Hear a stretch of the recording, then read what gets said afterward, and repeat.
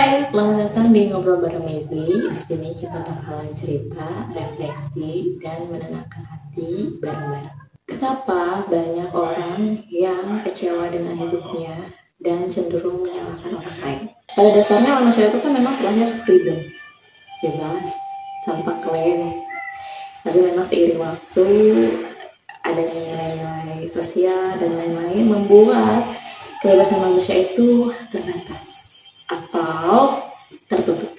Memang ada banyak faktor yang membuat manusia itu hilang kebebasannya atau gak bisa memutuskan apapun dalam hidupnya, selalu mencari validasi atau persetujuan orang lain atas hidup yang dia alami, hidup yang dia jalani. Itu banyak ya, dari mulai pola asuh, terus takut akan penolakan, nilai-nilai sosial, budaya, dan masih banyak lagi faktornya. Sehingga tuh kayak, aku kok nggak bebas ya? Aku pengen seperti ini tapi aku takut, atau aku pantas nggak?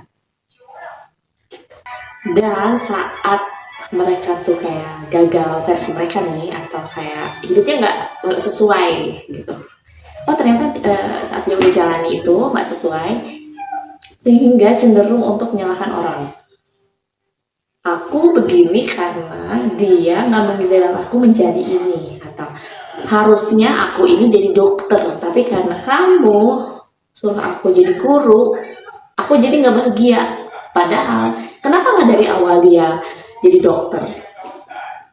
Kenapa gitu? Banyak orang itu nggak mau mengambil resiko, makanya orang tuh lebih cenderung suka ngeluh, suka nyalahin orang. Karena apa? Karena sebuah kebebasan atau freedom itu berbanding lurus dengan resiko atau tanggung jawab. Saat kita mengambil keputusan atas hidup kita, artinya kita juga bertanggung jawab penuh. Tapi orang kebanyakan itu gak mau bertanggung jawab sama hidupnya dia. Dia takut sama resikonya. Jadi apa? Jadi dia tuh lebih suka meminta persetujuan orang atas hidup yang dia jalani. Dan saat dia gagal, dia gampang menyalahkan semua hal di luar diri dia. Ini bukan aku yang salah.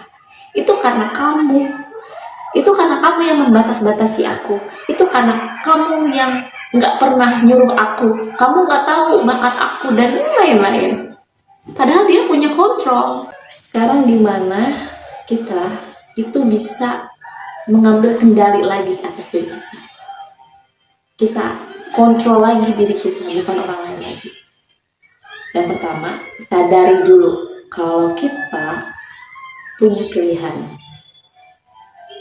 Kita bisa gerak, kita bisa milih, kita selalu punya pilihan. Jadi hidup itu apa ya, segala tindakan dalam hidup itu pilihan. Kita punya pilihan, walaupun berat, percaya deh, selalu ada pilihan. Cari kebutuhan diri kita sendiri. Apa sih yang benar-benar kita mau? Coba apa ya, dengan fokus ngobrol, sebenarnya tuh aku tuh apa sih yang paling aku butuhin, apa yang paling aku inginkan ya, bukan apa yang pasangan aku inginkan, aku menjadi seperti apa. Tidak, kenali diri kita sendiri, jangan berdasarkan nilai orang lain. Di situ kalau perlu tulis, oh aku harusnya, atau aku tuh pengennya jadi ibu peri atau bintang sinetron, atau aku cuma pengen hidup aja, ya hidup aja gitu, dengan lurus-lurus aja, dengan ya biasa-biasa aja, nggak jadi apa-apa. It's okay, gak apa-apa, nggak ada yang salah. Jangan terus-terusan mencari validasi eksternal, jangan mencari validasi di luar diri kita. Tapi bukan berarti kita tuh tertutup sama nasihat, enggak. Dengan kita tahu apa yang kita inginkan, kita jadi bisa menimbang-nimbang dengan sadar, nasihat ini perlu nggak kita jalanin, ini sesuai nggak sama nilai diri kita, kayak gitu. Bertanggung jawab dan mau terima resiko. Ingat ya, kebebasan yang kamu punya itu berbanding lurus sama tanggung jawab dan resikonya. Terus perkuat kepercayaan diri kamu.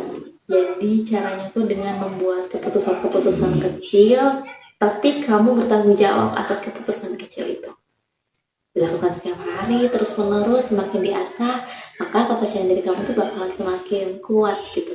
Jangan pernah takut untuk bilang tidak. Saat kamu bilang tidak, itu kamu sama sekali nggak egois. Kamu cuman menjaga batasan kamu. Kamu cuman menjaga diri kamu dari apa yang tidak sesuai dengan nilai-nilai kamu. Jadi itu nggak apa-apa. Bilang enggak itu nggak apa-apa. Nggak perlu nggak enakan. Oke, terima kasih udah ngobrol bareng aku hari ini. Kalau kamu relate, tulis di kolom komentar ya. Dan sampai ketemu di obrolan selanjutnya. Bye-bye.